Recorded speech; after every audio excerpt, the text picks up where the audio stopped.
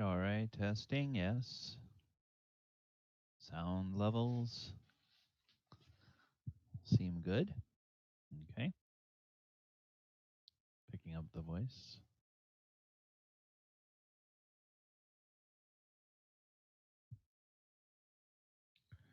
Nobody in chat so far, which is fine. Or not unexpected with a brand new show. Having a quiet launch.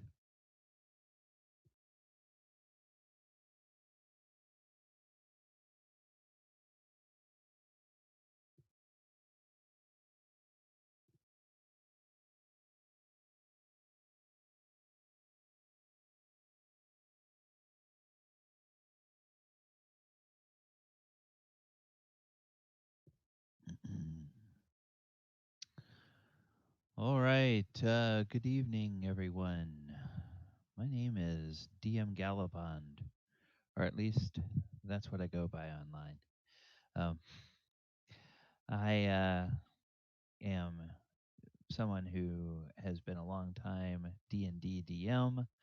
I have been running games on Roll20 for a little over a year now, and I am uh, have just launched my second streaming uh, online game. I run two of those every week, and with the idea that the best way of building an audience is to get more content out there for them, I've decided to do three short midweek shows, one which will debut this month in October, a second which will debut in November, and a third which will debut in December. This one is called Last Week at the Table, and this is a look back at the events that happened in the games that I run on D&D Beyond. So I have two games, one that runs on Saturday and one that runs on Sunday. And they are both quite different games. Um, my Saturday game is a game that is called The History of D&D. Um, this is the sort of campaign motif that I have chosen. It's an image off of Pixabay. Um, there is a link down at the bottom of the um, image here, and I am going to paste this into the chat. Who watches this archive that wants to can um, go to that original artist image on Pixabay, and so there's my attribution for it. It's a it's an image that's entitled Steampunk Clockwork Time. And the history of D&D is a little bit different than most of the games that you find streaming on Roll20 because it's not a 5th edition game. It's actually a first edition D&D game. And when I say first edition, I mean the original D&D back when they sometimes called it the basic, expert, companion, master, and immortal, or BECMI or BECMI series of D&D. So this particular game predates Advanced Dungeons and Dragons, which a lot of people think of as first edition D&D. This is the edition before they separated out races and classes. In this particular edition of D&D, there were four human races: the fighter, the magic user, the thief, and the cleric. And then there were three um, demi human races: dwarf, elf, and halfling. Those were actually classes in addition to races. So there was only one kind of elf in the world, only one kind of dwarf, and only one kind of halfling. And um, there were two prestige classes, if you will, that they introduced. Both were human classes. One was the druid, which required you to get to ninth level in cleric before you could switch over and start being a druid after that. And the other one was something called a mystic, which looks and plays a lot like a monk, um, but it was a pretty powerful character, even though the rules as written did not allow it to advance even to the halfway point of the other human classes. The human classes could go all the way to 36th level. The mystic was capped at 16, and the demi-human races were capped in between um, that 16 and the 36. But this last Saturday, on the 28th of September 2019, was to be our kickoff game, our session one for the history of D&D. And through a series of um, unfortunate incidents, we had several players that were not able to attend. So I did do some with the players that showed up. But what I did is basically just introduced the starting town, the starting tavern, and some of the NPCs that were going to be hiring the adventurers to do some work for them. Um, so next week, starting on the 5th of October, we will be running session 1.5, and that should catch up more of the players to the current state of affairs. The um, the game on the 5th will be a little bit of a shorter game. That's because I have a conflict later in the afternoon. It's a rescheduled soccer game uh, that I have tickets for. Um, Living here in Florida, they canceled a game back at the end of August when they thought that the hurricane was going to come and hit us here. Instead, that hurricane just parked itself over the Bahamas and did a real number on them. Never got here, but they already took the decision to uh, postpone and reschedule the soccer game. And they announced a few weeks ago, oh, it's going to be on the 5th of October. So, unfortunately, that means that we'll have a bit of a short game this week. We'll get back to a more normal game on the 12th, um, and then our real relaxed pace going forth on Saturdays beyond that. Um, the 12th was a game or the 12th was a day that I knew I was going to have a little bit of a time crunch at the end because it's the final game of the soccer season for the team that I follow. So, um, this game, like I said, is a first edition game, and this campaign is being built in a game world where the whole idea is we build the meta of the game world as we play. I'm calling this game the history of D&D because my goal with it is in the same game world to run a first edition campaign all the way to level cap, then come back and run uh, an advanced D&D campaign all the way to level cap, and then come back and run a second edition, and then a third edition, and then a fourth edition, and then a fifth edition game all the way to level cap in each, all in the same game world, and set each game maybe several hundred to several thousand years after the events of the previous game. And by doing that, I can allow the players as they play one edition for their characters, their stories, their events to form some of the basis of part of the myths and part of the legends. And with some of the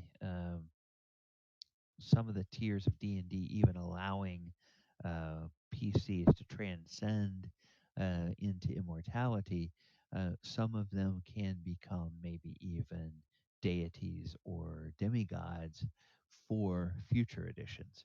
And so if I have players that decide they're going to stick with the entire cycle of the entire campaign all the way through, then some of them may be able to create dynasties for their characters or legacies, or even have some of their characters in later games be devotees of a previous character who did ascend um, to be part of the pantheon, either as a deity or as a demigod. So that's a little bit about what's going on with the history of D&D. Like I said, it was kind of a short session last time, and next week when we come back, hopefully we'll be able to talk a little bit more about some of the players and a little bit more about where the plot of the game is going. Since we didn't get very far, I don't want to talk too much about it. In case some of the players that missed last session stumble upon this and watch it, I don't want them to have any spoilers about what they missed in the previous session. All right. Um, you can also find this game on my Twitch channel, right here on this Twitch channel, at noon Eastern time every Saturday is when we play the history of D&D. Now like to switch gears and go to my Sunday game, which is called The Walker of Waterdeep. And Walker of Waterdeep is a game that's been going on a little bit longer. Uh, we had our session 20 of the game this Sunday. We play Sundays again right here on this very Twitch channel, Sundays at 2:30 p.m. Eastern Time.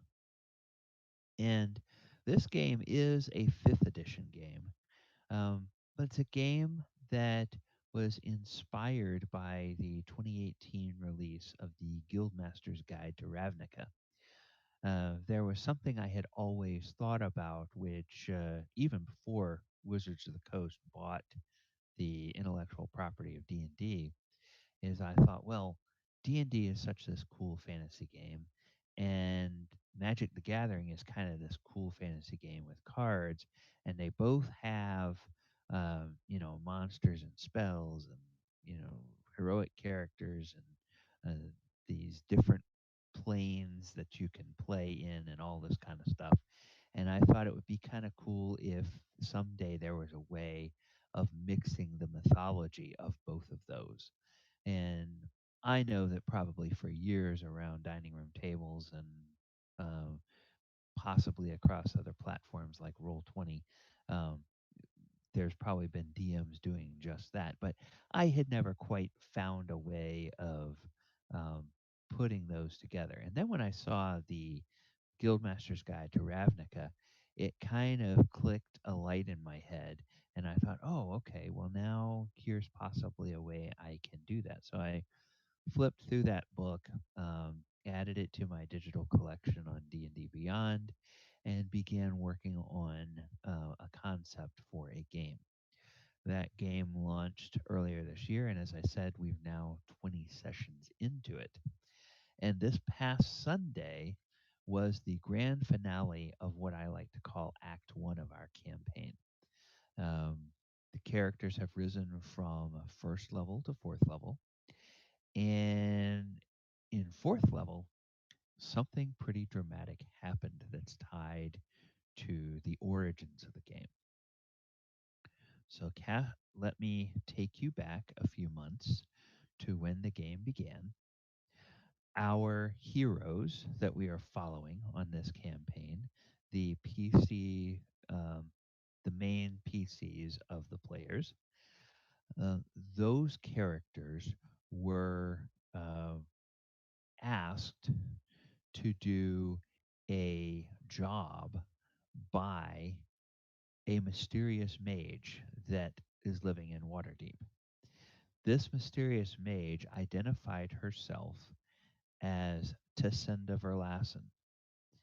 Now, those people who have been playing Magic the Gathering for a long time may recognize that name. Tassinda Verlassen was a character that was developed for the Innistrad block of Magic back in, well, I think it might have been even the late 1990s. Um, I played Magic for a few years in the mid 1990s, and then I just lost patience with trying to build decks and everything. Um, have always thought the cards and the artwork and the concepts and everything are cool, but it's just I didn't have time to sit there and try to build decks and go play them. So I lost touch with the game at that point, except for bookmarking sites like Gatherer and some of the other things where you could go and leaf through the entire catalog of all the cards from all the different sets and just kind of look at the cool artwork and see the cool monsters and the cool spells and the cool artifacts and everything like that. Um, so this Tascenda Verlassen um, showed up in Waterdeep 18 months before our game kicked off. She showed up as a woman in her mid 30s, and she showed up with amnesia. Um, she remembers everything that's happened to her since she's been in Waterdeep, and she remembers her childhood up until the age of 16, which is basically the storyline that was created for her in the Innistrad um, um, block of the Magic the Gathering game. And in the lore of that game, uh, she had a twin sister. They lived in this little village that was out near a swamp. Some evil started happening in the town. Uh, Making a long story short, eventually Tasenda learned that an evil spirit had sort of consumed her sister and was dwelling in her sister's body or had taken over her sister's mind or something of that nature and was causing her sister to be behind a bunch of the evil things that were going on in the town. So there was a big confrontation. The two sisters fought. Tasenda killed her sister, and in the instant after that, she was filled with this great rush of power, had this great epiphany about her connection with the universe and the magic of the land around her and everything. And then, poof, she just disappeared. And to my knowledge, she's never been introduced in any other Magic the Gathering card sets after that. So that made her an intriguing character for me. And so I said, well, what happens if she shows up in her mid 30s in Waterdeep? And she can't remember what's happened to her for all those years. Um, and as she discovers that she's got an aptitude for magic and that, oh, she's actually a really pretty powerful wizard in her own right, um, how does that start to play out? And the way that played out is that um, is that she discovered, in addition to her memory being suppressed, that also she was unable to travel off of the material plane. The So she could not leave the natural world. And she made friends with some of the powerful wizards at the Order of Magus and Protectors and at Blackstaff Tower. And nothing that they did, none of the magic that they had was able to help her recover her memory or was able to remove what they all have taken to understand as some sort of dimensional anchor or dimensional prison or something that traps her essentially on the natural world. And um, so they decided to start building an arcane reactor, um, is the best way that she described it to the character she hired. An arcane reactor that is supposed to be able to break these bonds. And the role that the characters played is they were supposed to be the lackeys and the gophers. Um, while she and her powerful allies are stuck there in Waterdeep trying to build this reactor, she's sending them to other parts of the Sword Coast to collect materials that they need to try to build this reactor. Well, as they were off on one of these missions, they ran into a strange, yellow skinned, flat nosed, red eyed humanoid that was riding on a red dragon. Um, and some people may recognize that description as being that of a gith. Um, and so this gith was had some monstrous humanoid allies that he told to destroy the party. And he set the woods on fire around our heroes, and then he flew off saying he was going to bring the master. And the party was, of course, more powerful than his lackeys, destroyed them, and was able to escape. Um, and once they got back to Waterdeep, after completing the mission that they were on, uh, they saw evidence of uh, or there began to be some strange sightings of yellow skinned humanoids, one here, one there.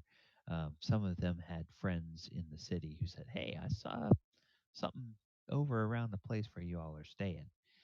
And eventually, um, while they were doing another mission in Waterdeep, they were attacked down by the dock ward by this same Githyanki on his red dragon, and um, the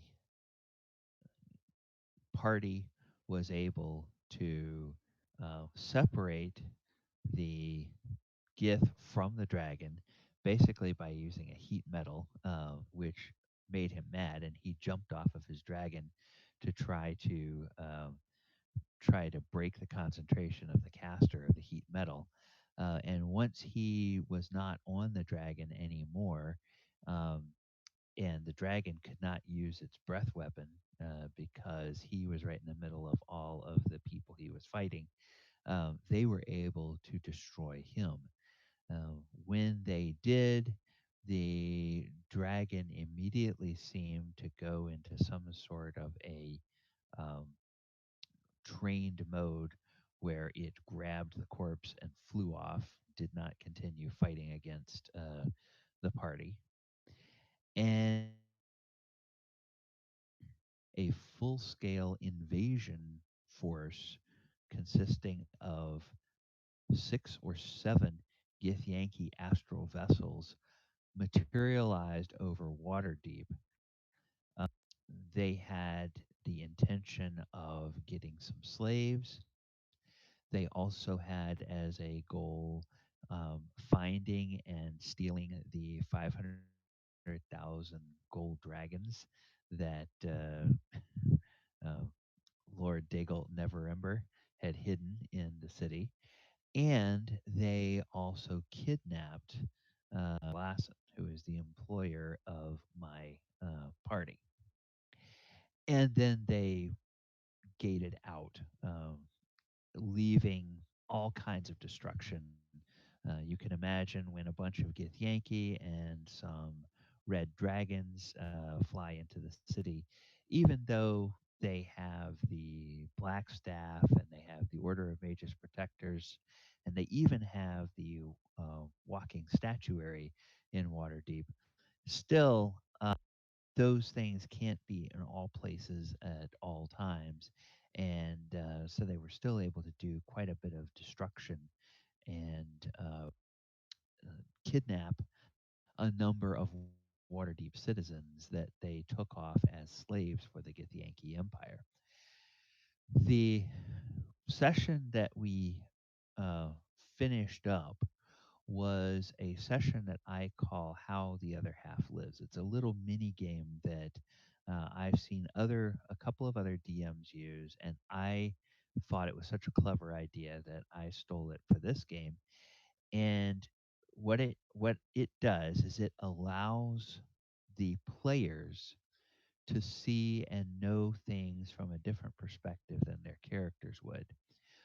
When their characters finished their story arc, which was a failed attempt to keep the Gith from kidnapping their boss, um, and they were knocked unconscious as the street was basically blasted up by some energy weapons that the Githyanki astral ships had as they blasted out of the sky from Waterdeep back through their gates, going to wherever it was that they had come from. The the other half that is part of this side session was a group of uh, saboteur commandos that was sent by the Order of Magus and Protectors. They were sent to one of the astral vessels that was the um, where most of the crew had left to go on either slaving raids or to help with a fight where they were trying to recover the 500,000 gold treasure. This this group flew in on griffins, landed on the ship, and had to try to fight their way to the bridge, and then had to try to figure out if there was any way that they could take command of the ship, and if they couldn't, they were supposed to destroy the ship. Well, I had put away for them to successfully commandeer the ship um, by throwing a magical device on there that would allow somebody that's not a psionic person but has some navigational skills to basically sit in the chair, wear this device, and guide the ship to where they wanted it to go. And in the party of six characters that they were playing, I think there were all six of them eventually were bloodied at one point or another during the fight, and three of them were knocked unconscious during the fight, and I think two of them went below zero twice during the fight. So it was supposed to be kind of an epic um, sort of fight against a bunch of Githyanki warriors, a couple of Githyanki knights, and even one Githyanki Gish that were on the ship. And that fight was pretty well balanced because it taxed the characters with just about all of their resources and tapped out nearly all of their hit points before they finally were able to secure the ship. And they found about halfway through the fight, they found that, oh, the cargo hold was already full of a bunch of people that had been taken as slaves. So there was one of them that had a secret item that I had given him, which he revealed at the end of the game. Um, I had given him a secret item that could be used to destroy the ship if they couldn't find a way of commandeering it. And I think he was kind of on that path until he found out that there were actually slaves that had already been taken and were in the cargo hold. Um, I did kind of want to throw that in there and just sort of put the characters in kind of a moral quandary. Okay, what's the worst outcome? Do we, if we can't figure out what to do with this ship, um, we just try to defend it and free those people? And what happens if there's no way of getting the ship down to the ground so that they can be safe? Or do we um, count that as an unfortunate sacrifice of war and use our weapon that we have and destroy the ship and have it fall out of the sky to the streets below and probably kill everybody on board in the process?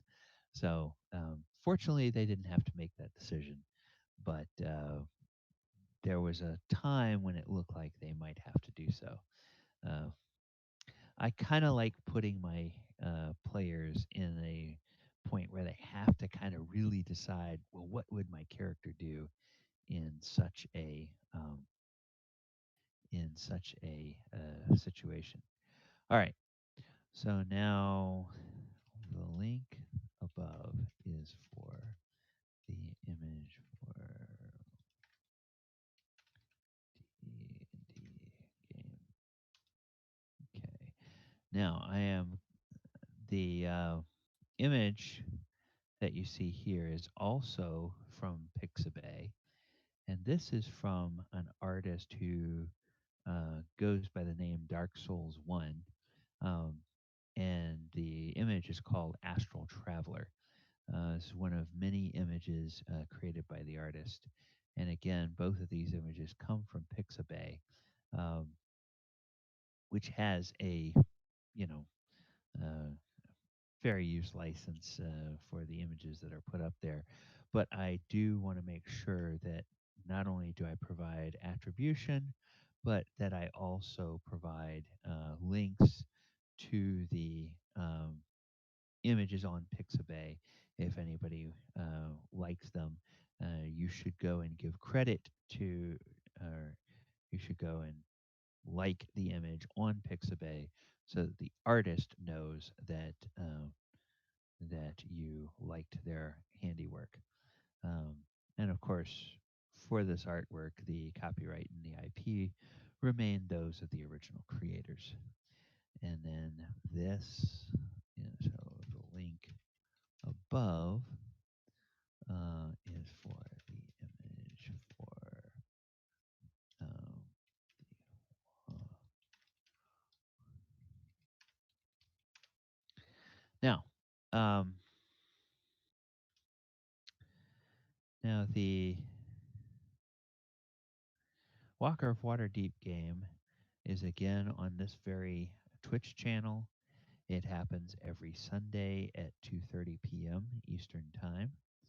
I do not think there is anyone else on the stream at the moment, so I will just say hello, future people. Um, in the coming weeks, I will be setting up a uh, Discord um, and a couple of other outlets. I will give my, I'll go ahead and put my other social media contacts on the title card in future weeks as well and share them in the chat. I am Gallibond on Twitter, Gallibond um, on Pinterest, Gallibond on Instagram, and there's a Gallibond page on Facebook as well. That is mine.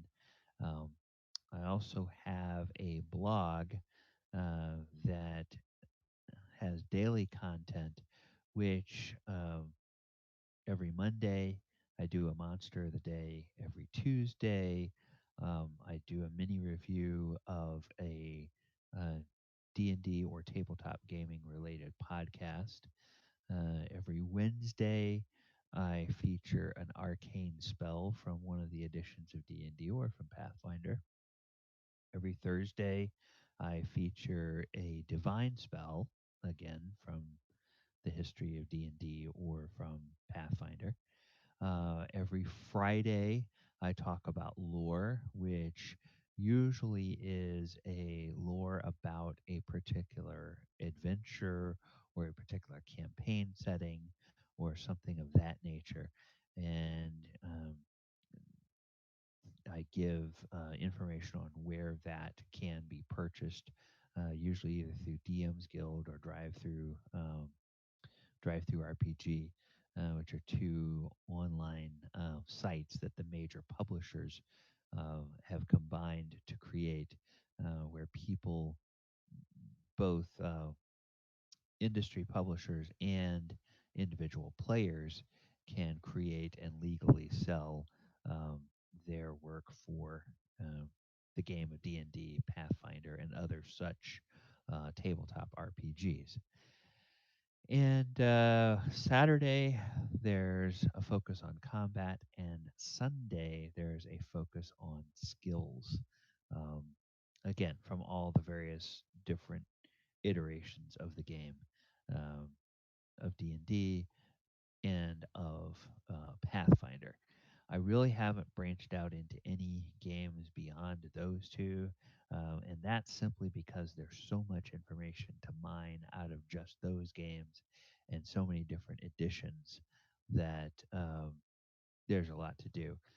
That daily, um, those daily nuggets that originate on my blog and are propagated out through some of my other social media feeds, they are designed to help kind of spur ideas or be aids for DMs that maybe are kind of stuck with something or stuck on how to proceed. And of course, not every not every post I have is going to be applicable to every GM, but maybe they'll see something that I post and go, "Oh, okay, yeah, I could use that monster and do this," or "Oh, that would be a cool setting in order to tell this kind of this next part of my story arc of my campaign that I want to do." Something like that. So I have once again been DM Gallibond. This is the weekly show that I have. I'm going to try to keep it to about 30 minutes. I've gone over a little bit today, but for the first show and doing a little bit of introduction of myself, that's probably good. Um, this will probably most likely be a one mic show, but as time goes on, I will invite players from my games if they won't feel like coming on and talking about the session for one or the other of the games. Um, I will invite them to be part of this. So there will be more voices than just you having to listen to me drone on and on ad nauseum, ad infinitum, ad lib, and so forth. All right. Um, Thank you all, everyone. Thank you, future people, for uh, viewing the stream. And we will see you next Monday. I'm going to try to have these every Monday around 8 p.m. Eastern Time.